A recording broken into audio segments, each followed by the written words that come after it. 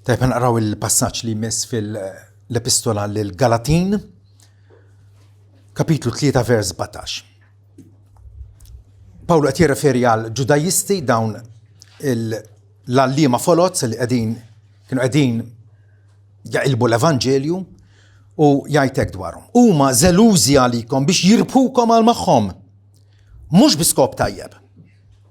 Imma jixtiequ biss jagħlqukom barra sabiex tkunu żelużi għalihom. Imma sewwa tkunu żelużi imbasta l-għanu tajjeb u tkunu żelużi dejjem, mhux biss meta jien preżenti magħkom.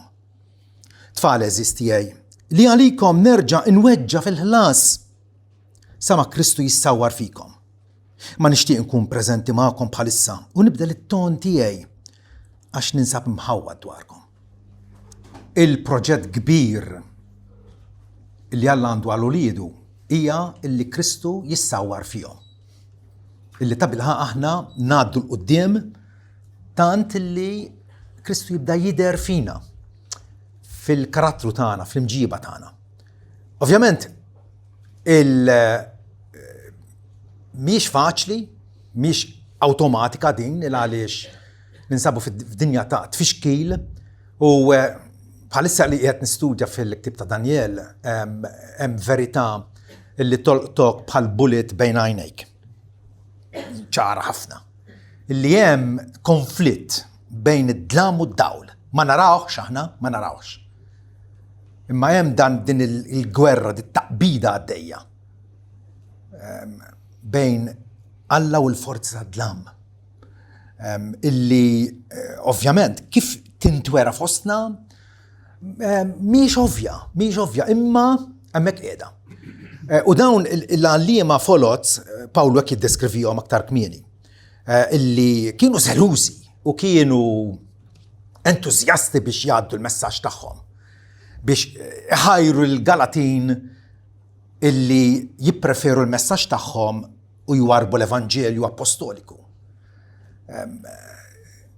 Dawn huma strumenti fidejn Satana biex jippruvaw jaqalawna minn postna. Ġifier il-periklu hemmhekk qiegħed iridu niftħu għajnejna il-fatt illi iridu nżommu sħiħ mal-verità tal-Evanġelju. Fil-waqt li hemm dawn l-influenzi perversi li qegħdin jonfħu bħal irwiefen kontrina. Huma żelużi għalikom. U ħafna drabi dawn l-għalliema foloz kapaċi juru ċertu entużjażmu, kapaċi juru ċerta ħeġġa biex iwettqu il-programm tagħhom. Huma żelużi għalikom biex jirbħukom għal magħhom mhux bi skop tajjeb. Il-motiv huwa wieħed imħassar. Għandhom lan huwa wieħed personali. Jixtiequ jagħlqukom barra sabiex tkunu żelużi għalihom, sabiex ir-rabta tagħkom flok ma tkun ma' Kristu tkun magħhom. Dik hija nassa illi ħafna nies jaqgħu fiha jaħasra illi jaqgħu għal dan it-tmellis ta' dawn in-nies, nies il-Bibja sejħilhom bħala korrotti. Pawlu fil-Rumani pereżempju jgħid li t-tagħlin ma jaqdux lil Sidna Kristu. Isemmuh. Il-paraboli tiegħu affarijiet hekk. Imma ma jaqdux lil Sidna Ġesu Kristu, imma l-aptit fiżiku tagħhom infushom u permezz tad-diskors mellisi u impusturaġni, x'inhu impusturaġni? Meta qed jilaqek, tifhem?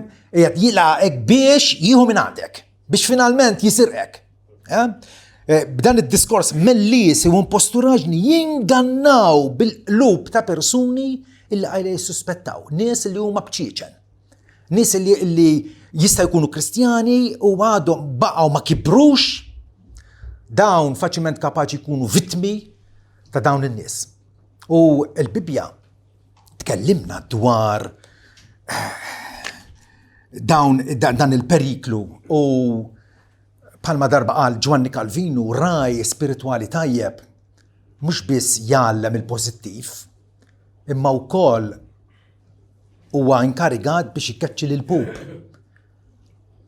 biex ikaċċi l-pub illi jinsabu madwarna jilbsu l-bis tan-naċ, taħsibhom sbieħ innoċenti, però qed jippruvaw jisquk il-valenu. U dan huwa l-konflitt illi ninsabu fih llum il-ġurnata, illi mhijiex daqshekk ovvja illi taraf min huwa ġenwin, min huwa predikatur tal-Evanġelju u min qed joffrilek il-rabix. Mhux daqshekk faċli għal min l-Iskrittura ma jafuwiex. Dawn in-nies jippreżentaw lil nfushom b'mod attraenti, dan huwa dinja tattika tagħhom, l-istrateġija illi huma attraenti. Bandoħra Pawli jgħid li it-tagħlin huma apostli foloz. Jikklejmjaw awtorità li għandhom il-jiet li jgħalmu. Qabli jgħidu wkoll li Kristu tagħna din-l-awtorità. U frattant huma apostli foloz, ħaddiema qarrieqa kull darba dal-ingann sataniku u kurrent għaddej mill-qiegħ. Hemmhekk qiegħed imma. Ħaddiema qarrieqa li jittravestu li nfushom f'apostli ta' Kristu. X'jiġifieri titravesti? Jekk jiena nilbes l-uniformi ta' pulizija, inkun qed nipprova nittaq bin-nies. Pulizija għaddej fit-triq, minix pulizija, qed tifhem. Jew jekk nilbes ta' infermier, meta minix, inkun qed ninganna bin-nies. Kieku fuq il-palk orrajt, għax fuq il-palk dik hija reċta, kulħadd jaf li hemmhekk hija reċta. Ma dawn jittravestu lilhom infushom f'apposti ta' Kristu, jippretendu, jippreżentawhom fuq bħala apposti ta' Kristu. U dan mu ebda meravilja jgħidilna għax Satana innifsu jitravesti lilu nnifsu f'anġlu tad-dawl. Satana, il-Bibja tiddeskrivi bħala iljun feroċi, ħsibu biex jaħtaf il dak li jkun. Tieħi ċans, tifhem u jsibek. U frattant kapaċi jippreżenta lilu nnifsu f'anġlu tad-dawl. Messaġġ li forsi jixbaħ jew juża l-lingwaġġ tal-Bibja. Imma qiegħed jaqliba rasa l-isfel. Mi ħaġa kbira xejn mela illi jekk is-servi tiegħu, is-servi ta' Satana ġifieri wkoll jittravestu lil nfushom bħala servi tal-ġustizzja illi tmiemhom se jkun skont azzjonijietom. Pawlu jaf u jridna nkunu konxi illi mhux kull ma insibu fuq il-medja u fuq il-YouTube jotta għalina. Fġib kemm. Idu kunu nies illi jinsaqsu. Qed nisma' dal-predikatur, x'taħseb fuqu? Għamel ir-riċerka tiegħek. Mhux taqbad tisma' bla doċċ biex minn għalik qed titgħallem meta forsi tkun qed titmalek innifsek il-valenu. Din il-gwerra bed-dlam u dlam qegħdin nesperjenzawha, irridu nkunu nafu biha u nassu li nfusna kontrija. Il-għan ta' dawn in-nies bħal ġudajisti, apostli foloz, aħwa foloz, sejħolhom it-trid. Huwa li jaqtaw l-insara mis-sors tal-verità. Min huwa s-sors tal-verità? Alla l-Missier. Kif wassallina l-verità tiegħu? Permezz ta' ibnu Ġesu li qal jien huwa l-verità. U Ġesu jagħmilha reali dil-verità permezz tal-Ispiritu Santu tiegħu. Irridu jaqtawna mill-fidi apostolika. Aħna kull darba ngħidu ad fontes. Irridu morru lura frasenajn, xtajt l-Iskrittura. Dak li tiddeċiedi il-verità mill-errur, il-verità mill-iżball. Mhux xi tħoss int, xi tħoss int. Int tħoss mod, jiena nħoss ieħor. It-Talija tħoss mod ieħor. Meta kif tħoss?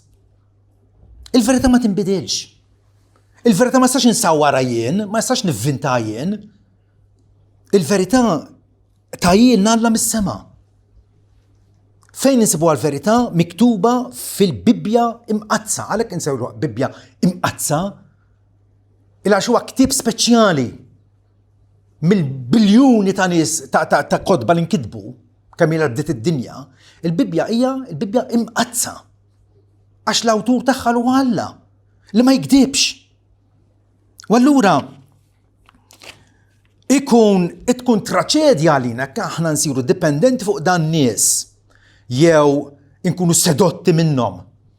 Meta il-sejħa tagħna bħala dixxipli ta' Ġesu hija li nisimgħu mir-raj tajjeb. Ir-raj tajjeb illi mhux biss taħajtu għannaċ imma jkompli għallimna, jkompli jidderġina. Xejn mu aktar faċli milli tirbaħ dixxipli billi tmelles. U ħafna huma dawk illi imelsu, iżjelu, jillusingaw, ġifieri jaraw kif jagħmlu biex jirbħuk għal magħhom, imma l-Evanġelju jirrakjiedi l-verità u l-verità kultant jew sikwit tweġġak. Bħal meta tmur għand tabib qabel ma jfejqek iweġġak ħafna drabi, iweġġak bl-aħbar li jtik, iweġġak bir-rimedju li jtik, vera? Spurgeon jgħid li attent minn dik ir-reliġjon illi tolli ħafna lill-ministri, il-dawk li huma mexxejja, tollihom ħafna, però twarrab il-Kristu. Jekk jirbħek l-entużjażmu tal-bniedem, l-istess entużjażmu tal-bniedem kapaċi jirrovinak. Kull ma Kristu għandu jkun kollox jgħidilna. Forsi tinstema' daqsxejn estrema din, Kristu għandu jkun kollox. Alla jinqeda bil-Knisja tiegħu, jinqeda bis-servi tiegħu. Jinqeda bina, avolja aħna ġarrar tal-fuħħar biex iwasslu l-Evanġellu ħaddieħor. Imma xorta waħda Kristu jibqa' kollox. Għaliex Kristu jibqa' kollox? Alla jgħaddi minn għajna u minn l-univers, aħna ma ngħaddux minn għajru. U allura iva, Kristu huwa kollox u kif qal l-Apostolu Pawlu aħna ma nxandrux lil nfusna, imma nxandru Kristu bħala Sid. Aħna nfusna biss għaddejja tagħkom minħabba Ġesu. Dik hija sitwazzjoni. U allura rridu nittestjaw kull ma qed jidħol f'idnejna l-aħwa.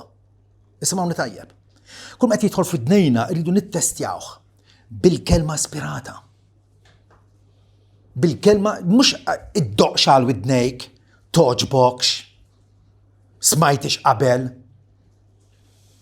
għal mwielekx il-ġenituri tiegħek. Le, ittestja kollox mill-arbil tal-Iskrittura. Ġwanni jgħidilna maħbubin, temnux kull spiritu, għax hemm ħafna nies illi għandhom il-programm tagħhom. Temnux kull spiritu, iżda ittestjaw l-ispirti biex taraw jekk mhux minn Alla. Għax ħafna profeti folots ħarġu fid-dinja, ħafna. Din hija l-battalja illi għaddejja bejn il-gidba u l-verità tal-Alla. Il-gidba tal-Alla li rovinatna meta Eva emnet il-gidba, intom issiru bħala allat, ir-rovina daħlet. Missa Alla qed jirrekjamana lih innifsu bil-verità tiegħu permezz ta' Ġesu Kristu. U allura tkunx impressjonat bil-popolarità. Jekk ir-reliġjoni hija popolari ma jfissirx illi hija vera. Ma jfissirx li hija vera. Wieħed mill-argumenti tal-Knisja Kattolika hija illi kemm għandna nies magħna 1.3 biljon. Tifhem? 1.3 biljon. Ma b'dak l-argument, allura il-Maomettanizmu huwa il-veru, għax il-Maomettanizmu llum il-ġurnata għandu 2 biljuni. Mhux 1.3 biljon. Mhux bil-popolarità. Fi żmien Ġeremija, il-profeti folots kienu jiffjorixxu u kulħadd jismagħhom, kulħadd iridhom. U Ġeremija kull wieħed qed jgħidilhom jekk intom ma tindmux, Alla se jkeċċikom minn artkom. Ħadd tispiċċaw fl-eżilju. X'għamlu bih? Tafaħu ġobir bil-ħama. X'għamlu bih? Għajruh traditur. Mhux il-popolarità l-aħwa. Li tiddeċiedi x'inhu veru u x'mhux hija l-Iskrittura mqazza. U lanqas il-passjoni. Kemm nisimgħu predikaturi illi huma mħeġġin u kif jitkellmu ibelħuk. Kieku bil-karizma jew bil-passjoni, ċertament Hitler kien jieħu t-tazza. It-trofew intuħ lilu, il-għaliex kif kien jitkellem u jtajjar l-ara minn maġbinu u b'dawk il-mossi kollha. Il-poplu Ġermaniż belħu. Tgħidli kif saru dak l-atroċitajiet u dak il-ħniżrijiet ta' dak iż-żmien. Mill-passjoni ħansejħlu predikatur, politikant, wieħed li bellaħ il-kulħadd bil-karizma li kellu. Il-karizma ma toċ. Nista' nkun l-iżjed bniedem kalm u ngħaddilek l-Evanġelju. Qed tifhem? Unke qed nagħmellek l-ikbar pjaċir. Imbagħad tisma' wieħed li kollu xeni u kollu teatrini.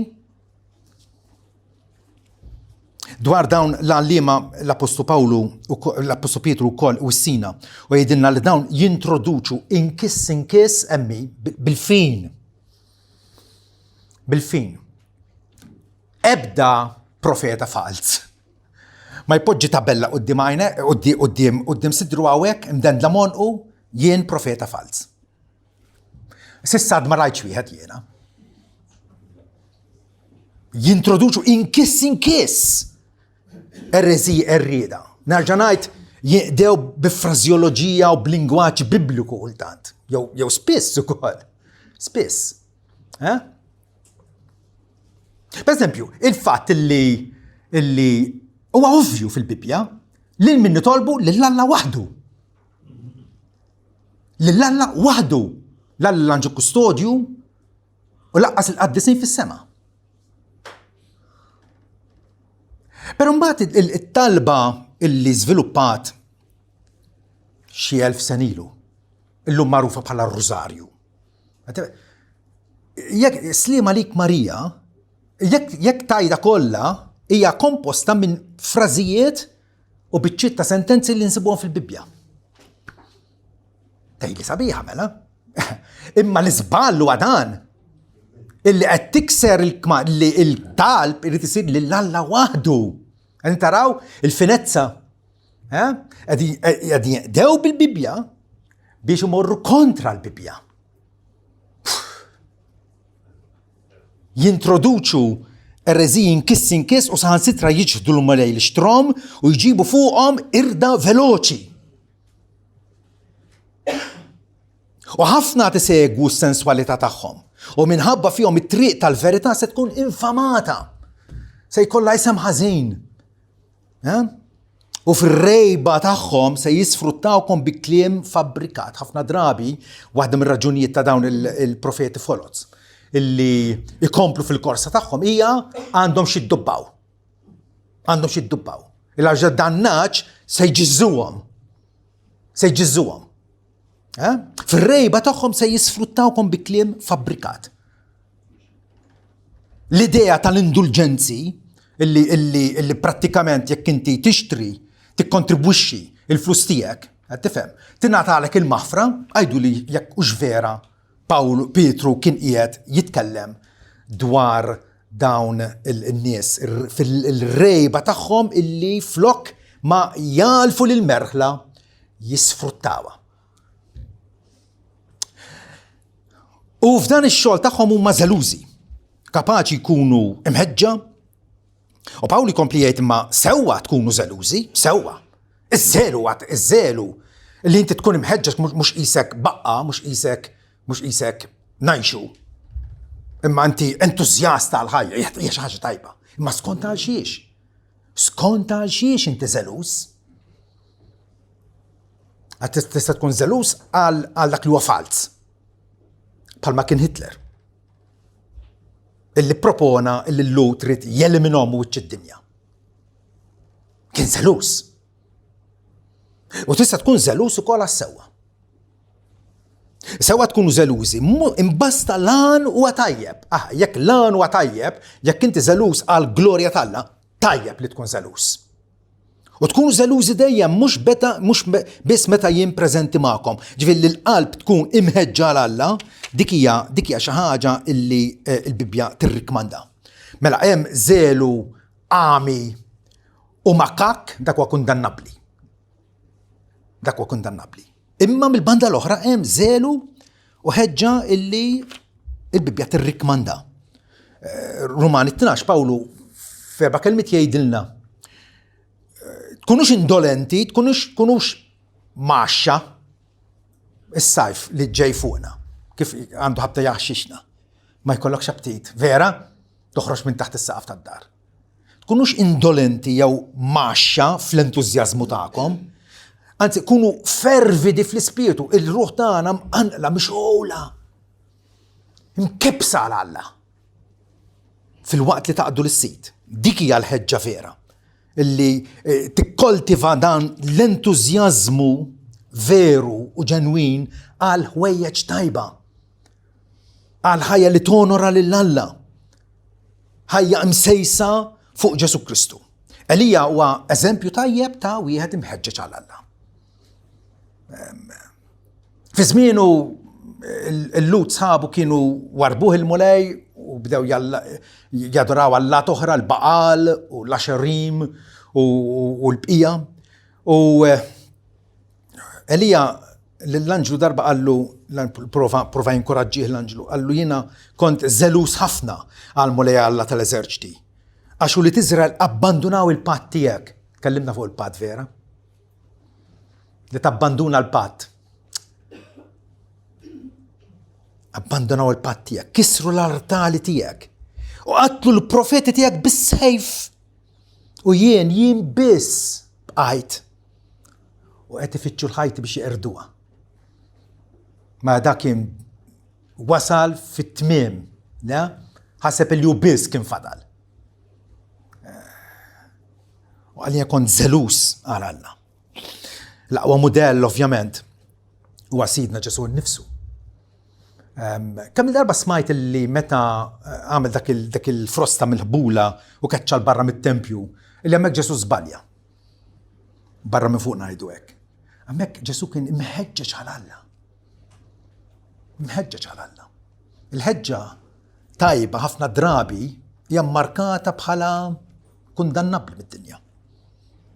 Ġesu għallilhom neħħu dal-ħwejjeġ minn hawn, dal-ħammiem u dal-flus u dal-negozju tagħkom. Neħħu minn hawn. Tagħmlux dar missieri dar tan-negozju. Imbagħad id-dixxipli ftakru illi jinkiteb iż-żelu għal darek se jikkonsmani. Ġesu kien mikul minn ġewwa. Ħassa meta il-qima tal-Alla inqalbet f'negozju baxx. Xaru każu. Tajjeb li nkunu żelusi iva. Tajjeb li tkun bżelu, dak iż-żelu konsistenti għal glorja tal-mulej u mhux għat-tifħir tan-nies. Kull ma nagħmlu mhux biex naqla l-prosit tan-nies. Jiena rrid noġob il-Alla u lill-Alla waħdu. Għaliex importanti ż-żelu, Pawlu għabek jirrikmanda sewwa tkunu żelużi, imbasta l-għanu tajjeb. Għaliex iż-żelu jew il-ħeġġa jew l-entużjażmu huwa tajjeb. Għaliex jirriżulta dejjem f'ħajja sinjura, ħajja utli għal bnedmin l-oħra. U dik hija li inti qed tinvesti li jekk innifsek fis-salta ta' smawiet, vera? Pawlu jgħidilna li Ġesu talli nnifsu għalina sabiex jifdina minn kull illegalità, sabiex jixtrina lura għal Alla u jħollna mill-irbit tal-ħażen u jippurifika lih innifsu poplu bħala possess tiegħu, poplu li huwa mmarkat tarfu dal-poplu li hu tiegħu. Għaliex? Għax huwa mħeġġeġ għall-opri tajba. Nintarawha? Il-fidi tagħna suppost għandna inkebsuha illi tkun imħeġġa tant li tagħmel l-opri tajba. Isimgħu x'jgħid John Wesley, l-evanġelista famuż tas-seklu 18. Fejn darba qal, għatuni mid-bniedem illi ma jibżaw minn xejn ħlief mid-dnub. U ma jixtiequ xejn ħlief l-Alla. U ma jimpurtanix jekk humiex kleru jew lajċi. It-tali nies biss irredu x-xtabi tal-infern. Dawn in-nies. Aħjar ikollok bniedem Kristjan żelus wieħed minn 1000 illi x'qegħdin jipproduċu xejn affattu. Min kif nitolbu lill-Alla mill-ġimgħa li ġejja stess. meta niltaqgħu għat-talb biex jagħtina 10 irġiel jew nisa f'Malta li jkunu żelużi għalih. Taħsbu nagħmlu differenza kieku? Illi ma nibqgħux nilagħbu ta' Kristjani, imma ngħixu ta' Kristjani. Illi l-ħajja tagħna tisplodi fid-devozzjoni tagħha li Alla. Żelu, Pawlu hawnhekk jirrikma, u nnifsu kien żelus għal Alla. Telaq il-kumdita kellu edukazzjoni se tavvanza f'karriera illi kulħadd iċabċablu u tabtablu fuq spaltu. Imma jiena sirt iblaħ maħabba Kristu. Telaq kollox. Jivvjaġġa, ibati, jissawwat, jitħaġġar, isofri l-ħabs. X'kien biħda? Kien żelus għal Alla. Irċieva l-Evanġelju għal jiena ninsab taħt mandat. Jeħtieġ li nxandru l-Evanġelju. Dil-ħeġġa li Pawlu qed ikellimna dwarha minn fejn titnissel? Kif nibdew nesperjenzawha aħna nfusna fl-aħħar mill-aħħar? Jonathan Edwards jgħid hekk ara, iż-żelu veru mhuwiex sħana bla dawl. Ta' Hitler kien sħana, kien isaħħan l-imħuħ tan-nies, ma kellux dawl imma. Kien qed isaħħanhom għal ħażen. Għal qtil. Għall-Olokawstu. Le, iż-żelu veru mhuwiex sħana mingħajr dawl, iżda huwa wirja tal-affezzjoni ferventi li ġewwa fik għandek dik l-imħabba li Alla, żelu ferventi li tirriżulta mid-dera tal-eċċellenza tal-Alla. Meta inti tikkonsidra fruħek il-Alla, Alla infinit, Alla eċċellenti, Alla sabiħ, Alla twajjeb, Alla mimħabba, Alla ġust.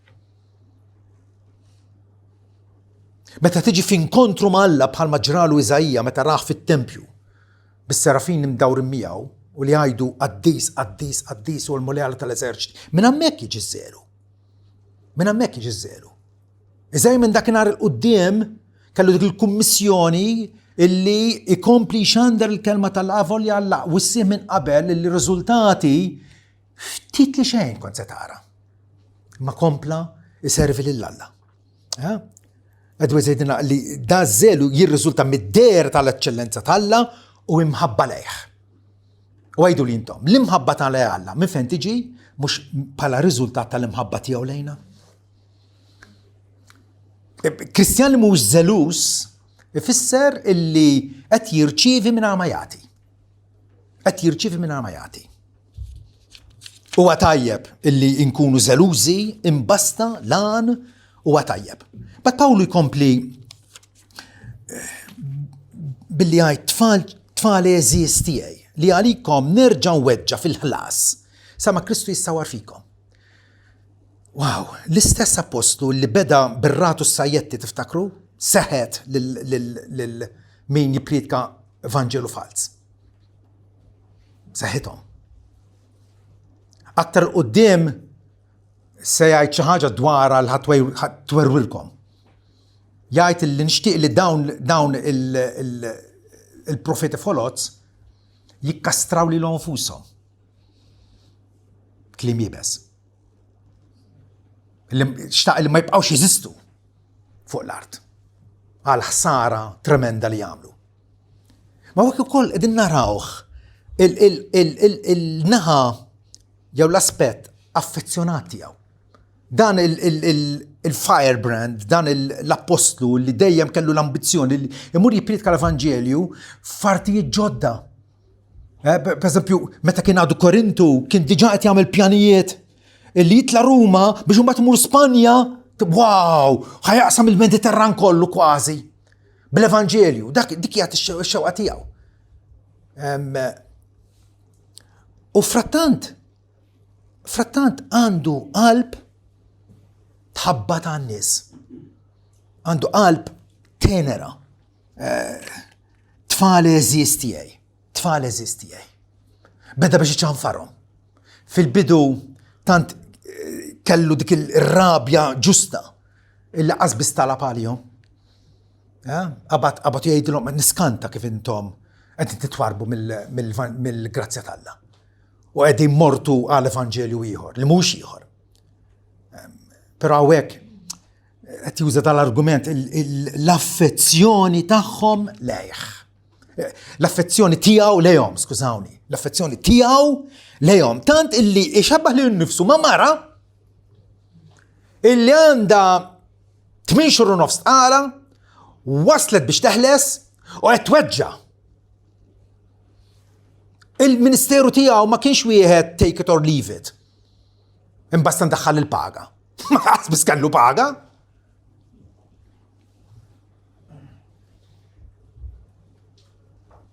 Xtaq illi n-nies illi laqgħu l-Evanġelju issa Kristu jissawwar fihom. Kristu jibda jidher fihom. Jibda jidher fihom. Kemm il-darba ngħidu, dok kemm jixbaħ il-missieru. Hekk iridna Alla.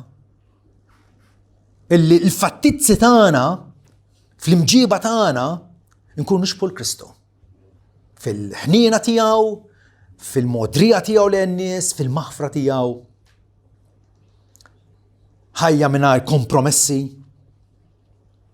Pawlu kien lest li iweġġa fis-servizz pastorali li kien qiegħed joffri. Band oħra naraw dal-lingwaġġ simili tiegħu li t-Tessalonikin pereżempju jgħidilhom aħna konna ġentili fostkom, innotaw ġentili, teneri fostkom, bħalma tredda tieħu ħsieb it-tfal tagħha nfisha. Li għandha tarbija li tiddependi minnha, it-tarbija hija ħajjitha. Hija ħajjitha. Ma taħseb fuq xejn iżjed, mhux ħatmur il-bale, mhux ħatmur il-picnics, għandha tarbija. Ek billi konna affezzjonati lejkom, ġobna naqsmu magħkom mhux biss l-Evanġelju tal-Alla, għalkemm huwa importantissimu l-Evanġelju. Ma kif naqsmuh? Kif ħawassuh il-ħadd ieħor? Pawl qal mhux biss l-Evanġelju tal-Alla, imma ħajjitna stess. Ħajjitna stess. Għax intom sirtu eżies għalina. Dan huwa bniedem illi Kristu huwa ffurmat fih. Huwa msawwar fih. Għalhekk mingħajr ma naħsbu li kien gburi għalinna kemm il-darba ixbħu lili bħalma jien nixbaħ il-Kristu. Il-karattru ta' Kristu kien iffurmat fih.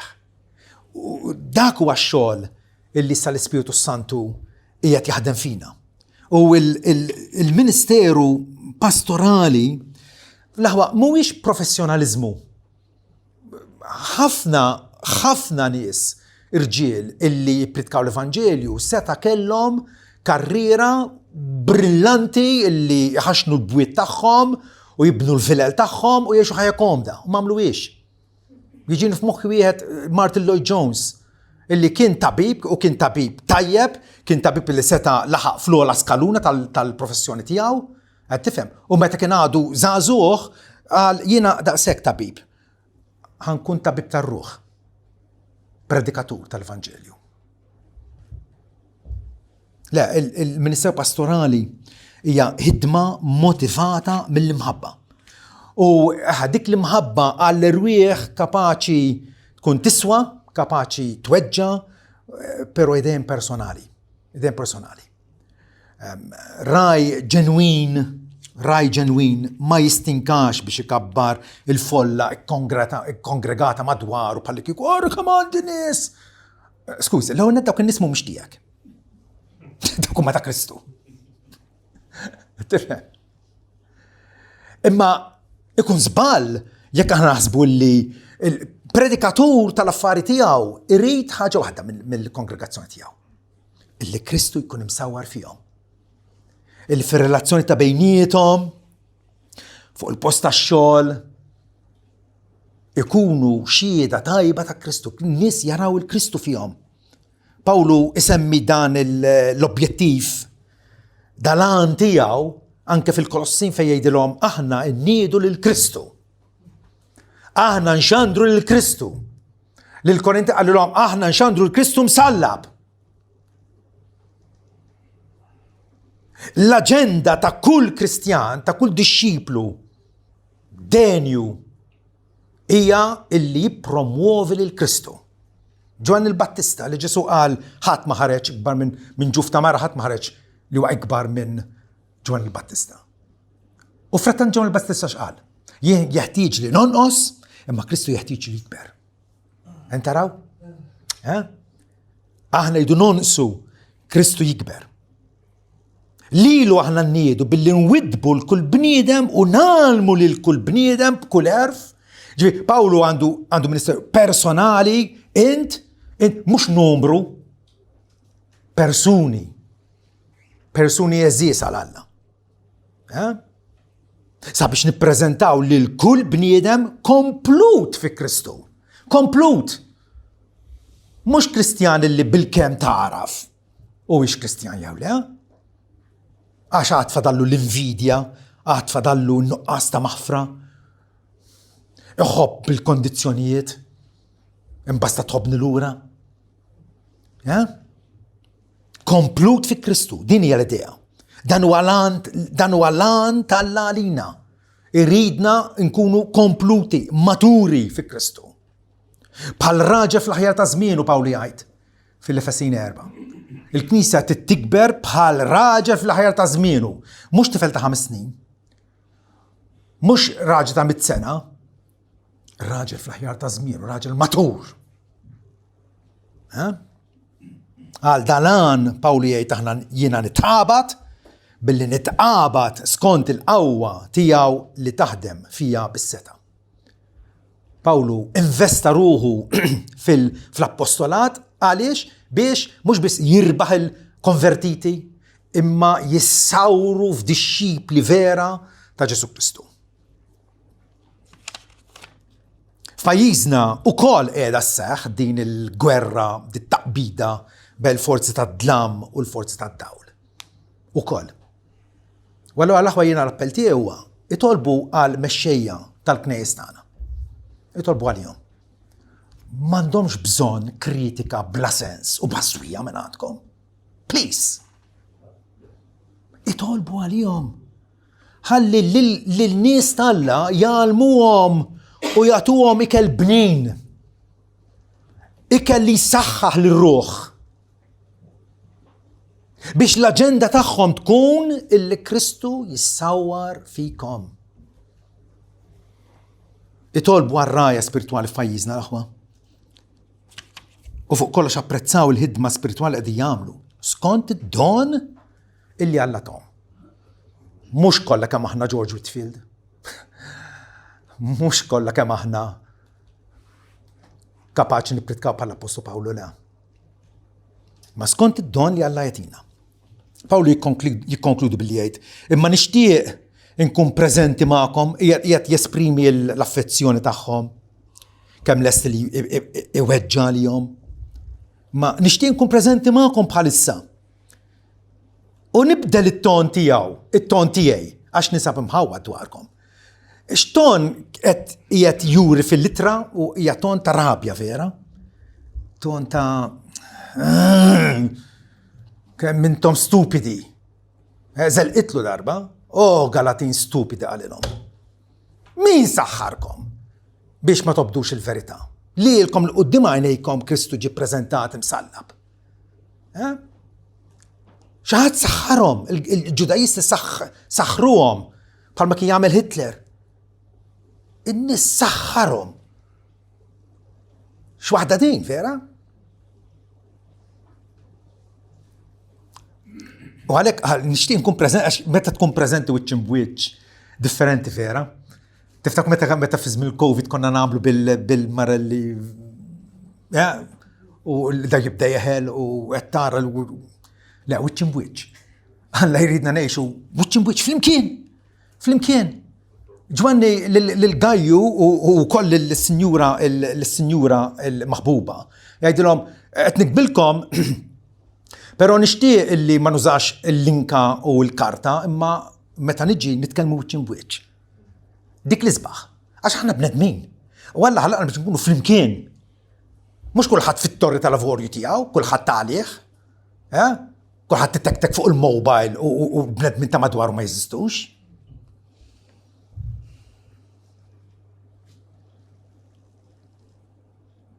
Nixtieq inkun preżenti magħkom bħalissa. Alla jrid dik ix-xirka sabiex naqsmu t-tabijiet tagħna ma' xulxin. Insaħħu xulxin, ninkoraġġixxu xulxin. Nikbru flimkien, insiru kompluti. Kristu jissawar fina flimkien. Għaliex flimkien? Għax aħna knisja waħda. U hekk nistqarru fil-kredu, jiena nemmen fi knisja waħda. Palma nħobb lilkom, nħobb lill-Kristjani kollha fid-dinja kollha li jgħixu li għad iridu jitwieldu.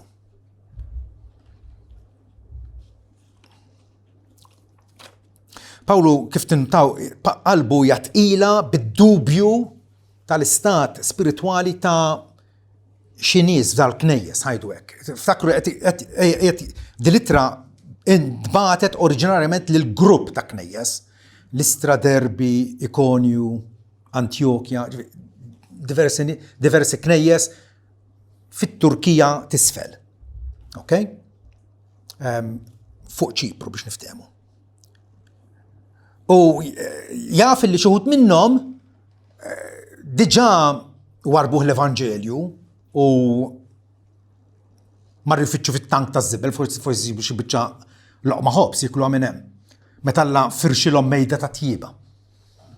Palma qal David, inti tifrex qudiemi mejda ta' abbondanza. Pawlu allura huwa għandu da dubju dwarhom jixxenaq ikun biex ikun preżenti magħhom u din naħseb hija l-esperjenza ta' kull min Alla jsejjaħlu biex jittratta man-nies. Aħna t-tobba u kirurgi u nies li jaħdmu fil-servizz mediku, infermiera, nistmawhom u nħobbuhom vera għax jagħmlulna ħafna ġid. U pjaċir, jihdu ħafna paċenza bina, ħafna paċenza bina. U meta tmur l-isptar toqgħodux gergru għax hemm il-kju. Ma tifhem. Qegħdin jagħmlu xogħol tajjeb, xogħol eċċellenti, però hemm nies li wkoll qegħdin jaħdmu biex jagħmlu kull ġid spiritwalment. U dawn nies hija x-xogħol tagħhom huwa aktar minn professjoni. Aktar minn professjoni. Ir-raja spirituali meta Kristjan iperper jew jitlaq.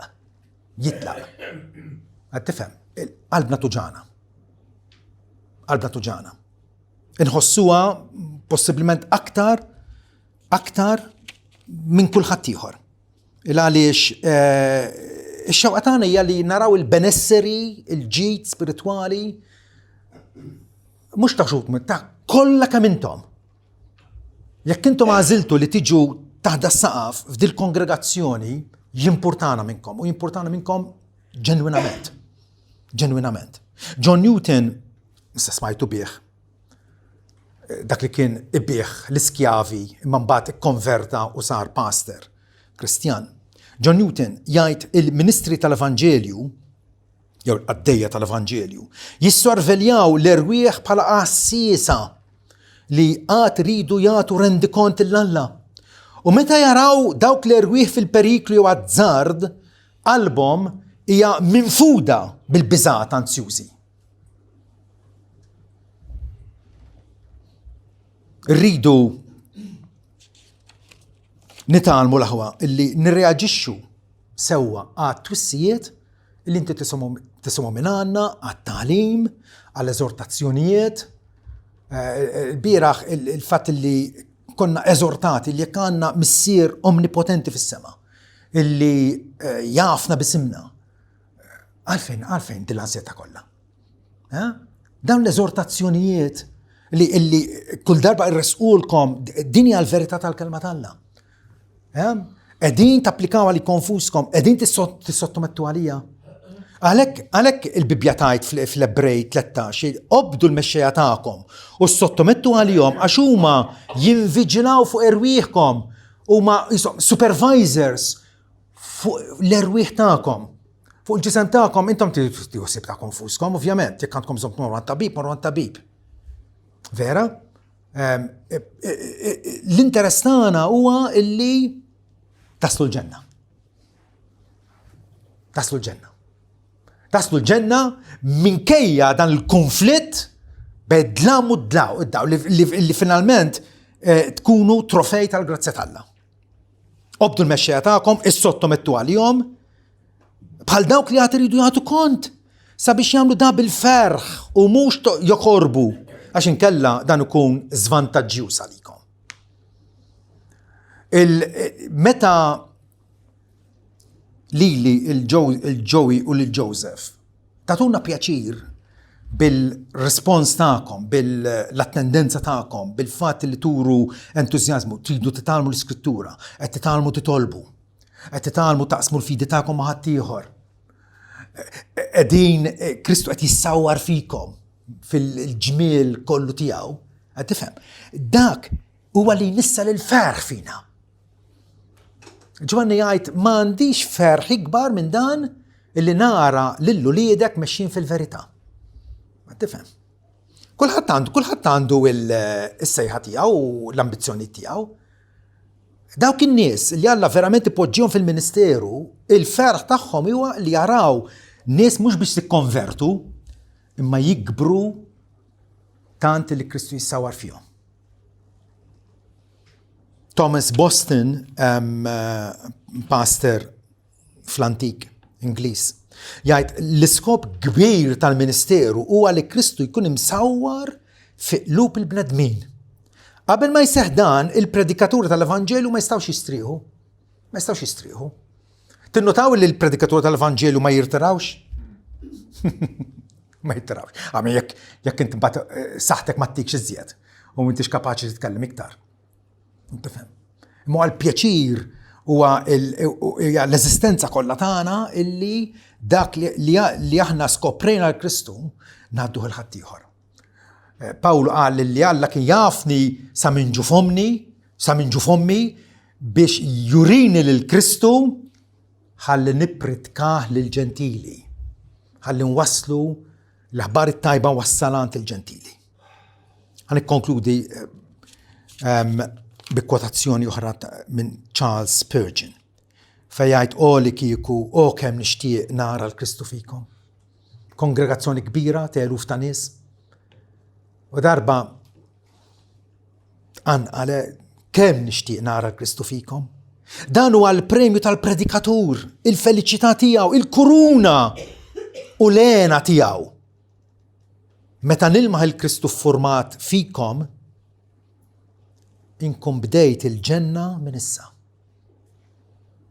U bil-mod tiegħi nista' ngħid jien ukoll l-istess. Meta nara Kristu format fikom, il-ġenna tiegħi tkun bdiet minn issa. Amen.